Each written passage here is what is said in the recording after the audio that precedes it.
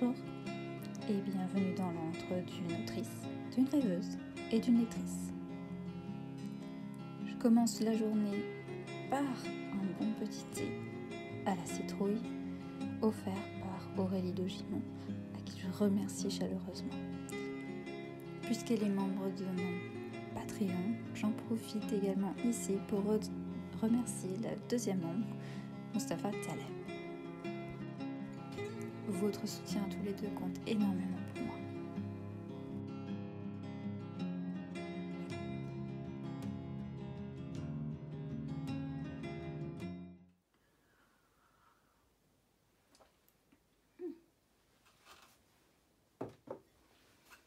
Je vous retrouve aujourd'hui en plein mood automnal. J'ai sorti, je crois qu'une de mes robes préférées de la marque Soundfloor, qui est une marque de vêtements durable. C'est une robe 100% lin et elle a des poches. Si vous connaissez la marque ou si vous voulez simplement la découvrir et savoir ce qu'ils ont à proposer, j'ai dans la description un lien affilié où vous pouvez découvrir toute la collection, mais également la superbe collection d'automne. Passons tout de suite au véritable thème de cette vidéo, des recommandations d'automne. Les dernières vidéos que j'ai faites ont toujours été plutôt avis sur mes lectures, vlog, autre chose dans le genre, et du coup j'avais envie de vous faire vraiment une vidéo recommandation de lecture automnale, et j'ai choisi donc 10 titres. C'est une liste non exhaustive, bien entendu. Il y a des tas et des tas et des tas de lectures que je pourrais vous proposer pour cette saison d'automne, et du coup j'ai décidé vraiment de me limiter à ce chiffre 10, un beau chiffre rond. Tout le monde va être content, je pense. Mais surtout ceux qui n'aiment pas les vidéos rallonges. Alors, comment j'ai décidé de procéder? J'ai décidé de vous présenter les livres, non par genre, non par préférence, mais bien par taille. Et je vais commencer par le plus petit et aller vers le plus grand. Et comme vous le voyez ici, c'est pas le plus grand, la taille par rapport au numéro de page, mais par rapport à l'objet livre. Commençons par un petit bijou tout doudou, The Graveyard Book de Neil Gaiman, qui s'appelle en français L'étrange vie de Nobody Owens, publié dans la collection Wiz de chez Albin Michel.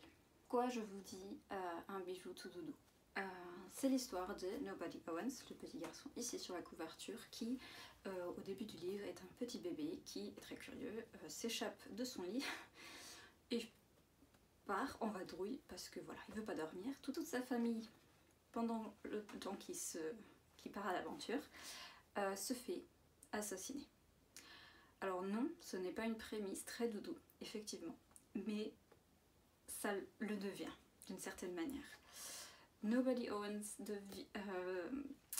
va finir dans un cimetière où il voit des fantômes et où il va être élevé par un couple de fantômes sous la garde d'un étrange être mort-vivant que l'on devine être un vampire sans que ce soit vraiment précisé, et où il se lie d'amitié à une sorcière qui a été brûlée vive à un moment donné de sa vie. Voilà. Automnal parce que déjà cimetière, ça le fait pour la saison, mais c'est aussi, il y a un côté aussi found family parmi des fantômes qui est absolument étrange, magique, incontournable, on va dire, avec plein de réflexions sur la vie et du coup ce qui paraît très étrange mais en même temps très juste, des conseils sur la vie par des morts en fait, qui ont vécu et qui sont morts et qui passent leur savoir à ce petit garçon qui vit dans un cimetière. Et il y a aussi ce lien que ce petit garçon commence à découvrir avec les êtres vivants, et il y a aussi le danger permanent de cet homme qui a tué sa famille, qui le cherche encore et toujours et veut l'assassiner lui aussi.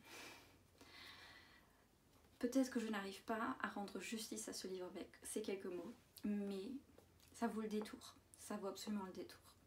Deuxième livre, il s'agit de The Haunting of Evelyn Jones de Phil Hickes, qui n'est malheureusement pas traduit en français, mais du coup ça peut être une très bonne nouvelle pour vous si vous voulez vous plonger lentement dans des livres en VO et un peu approfondir votre vocabulaire, vos connaissances, parce que ce petit livre d'horreur d'enfant, et je vous dis tout de suite, c'est la seule chose que j'arrive à lire en termes d'horreur, et encore, ils font flipper. Ce livre m'a énormément plu par le personnage d'Evelyn, qui est très perspicace, très curieux et intelligent, mais aussi par la description des lieux et des sentiments qu'il y a dans ce livre. C'est pour ça que je vous dis, c'est simple dans sa lecture, mais en même temps très riche en vocabulaire. Donc si vous voulez approfondir votre niveau d'anglais, je vous le conseille vivement. Oui, de quoi parle le premier tome d'Evelyn Jones? Il s'agit de l'histoire de Evelyn, bien sûr, qui adore lire les histoires de fantômes ou de paranormal, et qui, en rendant visite à sa tante, qui est un peu du genre pince sans rire, voilà, tombe sur une librairie dans laquelle elle découvre une sorte de vieux livre où il y a plein d'histoires de fantômes ou de folklore paranormal local, ce qui l'intéresse énormément, sauf qu'elle se rend compte que la dernière histoire qui est la plus intéressante, la dernière page a été déchirée, ou la dernière histoire a été déchirée. Ce livre appartenait apparemment, puisque c'est une librairie seconde main, d'occasion, ce livre appartenait à une jeune fille qui s'appelait Primrose, qui a disparu il y a plusieurs années de cela. Et elle va s'intéresser à ce mystère avec le neveu du libraire, qui s'appelle Harold, et ça fait frissonner, je vous le dis. Je suis une adulte, mais là, j'avais envie de dormir avec la lumière allumée. Celui-ci, tout le monde le connaît, il s'agit de The Secret Society of Irregular Witches. En français, le titre, il me semble, est La Société secrète, ou très secrète, des sorcières extraordinaires, il me semble. En tout cas, ce que je sais, c'est que c'est publié chez Lumen, et que c'est vraiment une lecture doudou, mignonne, drôle et touchante, qui est parfaite pour l'automne en fait. Il s'agit de l'histoire de Michael, qui est une sorcière. Et comme dans la plupart des histoires où il y a des sorcières dans un monde contemporain, eh bien la société des sorcières est assez secrète. Personne ne sait qu'elles existent, et il y a aussi cet obstacle en plus qui fait que les sorcières, si elles se regroupent, la magie devient de plus forte là où elles sont, et du coup les sorcières évitent de se retrouver et d'être ensemble, ce qui cause beaucoup de soucis de solitude, qui est un thème très récurrent dans ce livre. Michael, elle, se fait passer pour une vraie sorcière sur les réseaux sociaux. Elle en est une, mais comme les réseaux, tout le monde y croit sans y croire, et bien elle se permet d'être elle-même tout en faisant semblant. Jusqu'au jour où elle est invitée dans une lettre très étrange à devenir gouvernante ou éducatrice ou je ne sais, pour s'occuper de 3 jeunes sorcières qui se retrouvent dans une maison au fin fond de la campagne anglaise. Ce qui pose problème dans la façon qu'elle a eu de grandir, puisqu'elle sait que les sorcières n'ont pas le droit de vivre ensemble, mais d'un autre côté elle s'attache à ces petites sorcières, et elle-même, avec ce manque qu'elle a de lien, s'attache à cette famille aussi, qui devient une found family aussi, et il y a beaucoup en jeu, mais c'est absolument mignon à lire et idéal pour l'automne. Quatrième livre que je vous recommande, il s'agit de Northanger Abbey de Jane Austen. Oui, peut-être que vous pensiez que je n'allais pas parler de classique, mais bien entendu que j'en parle. Il s'agit ici du roman assez petit et aussi le plus gothique de la fameuse écrivaine. Et il s'agit de l'histoire de Catherine Morland. Elle est décrite comme étant très naïve et ingénue et une grande rêveuse et en plus une grande amatrice de romans gothiques. Comme dans tous les livres de Jane Austen, il y a un moment dans l'histoire de sa vie qui fait qu'elle va rentrer dans la société à l'aide de personnes qu'elle connaît et apprendre à ne plus être aussi naïve et ingénue. À un moment donné, elle se retrouve dans un très grand manoir où le propriétaire est d'un des plus glauques et où il y a eu le décès de sa femme qui, pour elle, est d'un des plus grands mystères. Et c'est le moment le plus gothique de l'histoire. Ça vaut absolument le détour pour découvrir la plume de Jane Austen, mais en quelques pages. Catherine Morland est absolument touchante dans son genre et j'ai beaucoup aimé la lecture de ce livre. 5e livre, je parle surtout aux lecteurs et aux lectrices qui adorent les vampires, puisque je vais vous parler de l'origine. Bon, ce n'est pas vraiment l'origine, parce qu'apparemment une femme a déjà écrit sur des vampires avant Bram Stoker, une vampire femme lesbienne en plus.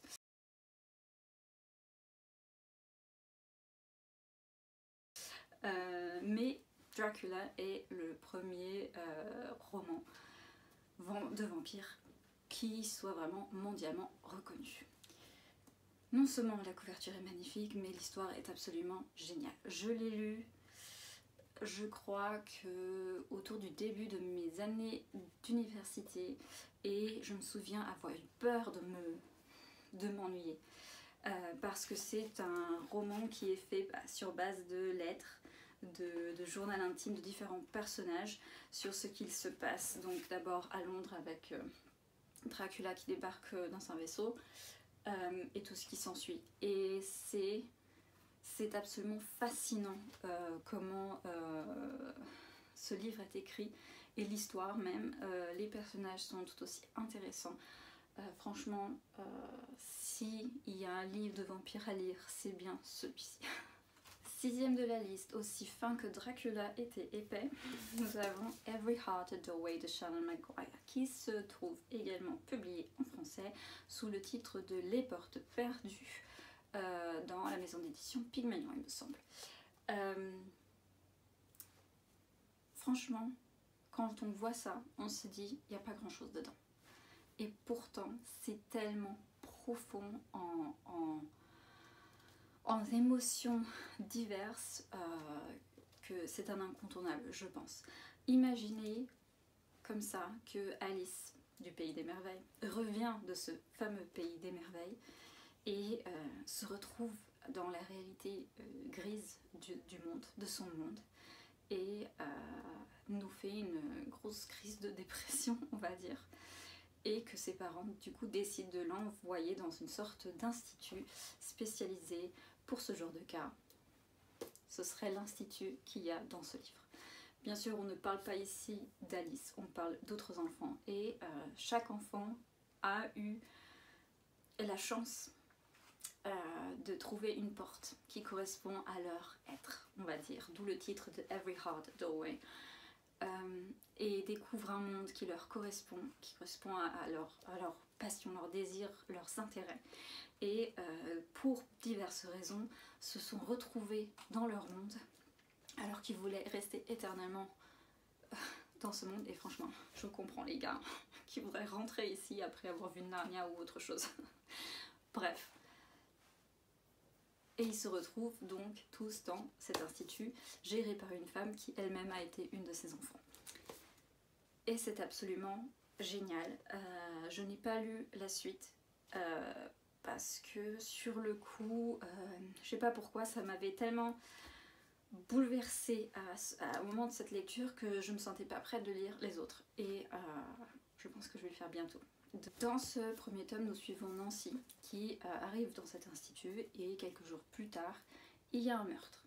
Et du coup, qui a commis ce meurtre, pour quelle raison, etc. Donc, en plus d'avoir ce lien avec les autres mondes et d'avoir ce lien avec la dépression liée au retour à la réalité, il y a aussi un mystère à résoudre et d'où vraiment cette recommandation pour cette saison automnale. Septième livre, il s'agit de Toil and Trouble, 15 Tales of Women and Witchcraft. Il s'agit d'un recueil de nouvelles qui traite de sorcellerie, mais surtout de la condition féminine mêlée à la sorcellerie, on va dire comme ça. J'ai vérifié, ce n'est malheureusement pas traduit en français, mais de ce que je me souviens, parce que je l'ai lu il y a quelques années, c'est un anglais assez simple à lire, donc comme pour Evelyn Jones, je le conseille vivement à ceux qui veulent approfondir leur niveau d'anglais, surtout parce que en plus, comme ce sont des nouvelles, on n'est pas obligé de se concentrer vraiment sur tout le livre, voilà, si ça devient un peu trop, donc on peut lire une nouvelle maintenant et puis passer à quelque chose en français et lire une autre nouvelle, voilà. Il y a certaines nouvelles moins bien que d'autres, mais ça c'est dans tous les recueils de nouvelles comme ça, mais j'adore les différentes idées qu'il y a dans ces nouvelles, le système de magie et les personnages développés sont tous très intéressants et différents, et d'où cette recommandation. Huitième livre, il s'agit de The Giver of Stars de Georgia Moyes, qui, je vous l'accorde avec cette couverture, ne fait pas très automnale, mais si je vous montre la couverture française, dont le titre est Le vent nous portera, donc publié chez les éditions Milady, vous voyez pourquoi je vous le recommande. C'est l'histoire d'une jeune femme, alors Alice, oui, pas Alice au Pays des Merveilles, mais Alice, une jeune anglaise qui rêve d'aventure. Et du coup, quand elle rencontre un Américain, elle tombe amoureuse de lui parce qu'elle rêve. Et on se rend compte un peu avec le temps qu'elle tombe surtout amoureuse du fait des possibilités qu'il peut lui offrir en partant avec lui aux États-Unis, parce que du coup elle sortira de ce qu'elle connaît, elle découvrira le Grand Ouest comme elle se l'imagine, et bah voilà, c'est surtout ça. Donc elle débarque aux États-Unis, mais rien n'est ce qu'elle avait imaginé, à commencer par son mari. Pour s'occuper les idées, pour avoir échangé un peu avec les gens de cette ville américaine, elle rencontre des femmes qui tiennent une bibliothèque ambulante. Du coup, elle va se retrouver être une sorte de messagère ou de une espèce de transport à cheval, à dos de cheval, et emmène des livres de bibliothèque aux différents patelins autour de cette bibliothèque. Et bien sûr, il y a des liens qui se tissent entre ces femmes, il y a énormément de choses qui se développent, les relations entre les gens. Il y a aussi cette question de féminisme aussi parce que voilà, il s'agit des années 1930, donc déjà à l'époque, les femmes, la condition des femmes n'était pas au top, on va dire. Non pas qu'elle soit 100% génialiste maintenant, hein, mais elle était encore pire avant. Voilà. Et c'est une histoire qui m'a beaucoup touchée et que je trouve absolument parfaite pour lire sous un plaid avec des bougies et un thé, et puis voilà. Est-ce que j'ai besoin de vous en dire plus? Ma 9e recommandation n'est pas vraiment un livre, mais un auteur. Il s'agit de Edgar Allan Poe, que j'ai ici, son œuvre complète, non, pas complète, ce sont des œuvres choisies, dans un seul livre absolument magnifique. Mais bien sûr, vous n'êtes pas obligé d'acheter toute une collection, mais vous pouvez vous limiter à lire certaines nouvelles, les plus connues, voilà, de Edgar Allan Poe, qui est vraiment, déjà avec son poème du corbeau, l'auteur d'automne, l'auteur du spooky. Ce sont des histoires vraiment palpitantes, étranges, très étranges aussi, mais qui vraiment s'inscrivent dans une atmosphère d'horreur et de suspense qui survit encore jusqu'à nos jours. Alors franchement, ça vaut le détour. Lisez du Edgar Allan Poe. Dernière recommandation, et c'était un coup de cœur de cette année, il s'agit de Starling House de Alex E. Harrow, et j'ai une excellente nouvelle pour vous, il sortira le 2 octobre dans Hachette Heroes en français. C'est l'histoire d'Opal, une jeune femme orpheline qui s'occupe de son petit frère et qui rêve toutes les nuits de Starling House. Et Starling House, c'est une maison, c'est plutôt un manoir caché derrière ronces et murailles et tout ce qui est grand portail de fer forgé et tout. Et on sait qu'il est habité, mais personne n'en sort jamais. Et Opal est toujours attirée par cette maison et elle ne comprend pas pourquoi, et bien sûr on le découvre.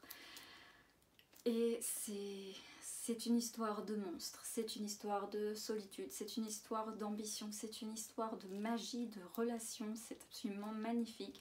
Mais ce qui vaut absolument le détour, c'est la manière d'écrire de Alex E. Harrow. Elle a des métaphores absolument magiques, elle a des manières de décrire des choses qui absolument, on a l'impression de goûter, de sentir vraiment les choses qu'elle décrit, parce que c'est tellement juste et poétique. Franchement, j'étais emballée par ce livre et je pense que vous le serez aussi.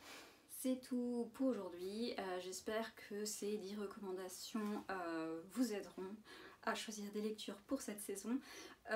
Dites-moi si vous en avez déjà lu quelques-uns, qu'est-ce que vous en avez pensé, et même si vous avez d'autres recommandations. Pour moi, je suis tout oui, ou ouais, puisqu'il s'agit de commentaires, enfin, je suis toujours reconnaissante de lire vos petits mots, et c'est un petit geste qui m'aide énormément. Je retourne à mon thé et à mon ordinateur parce qu'il me tarde de commencer le 4e chapitre de mon projet en cours. Si vous voulez découvrir un peu plus là-dessus, je vous laisse le lien de mon compte Patreon dans la description. D'ici la prochaine vidéo, je vous souhaite d'excellentes lectures et à bientôt. Allez, ciao!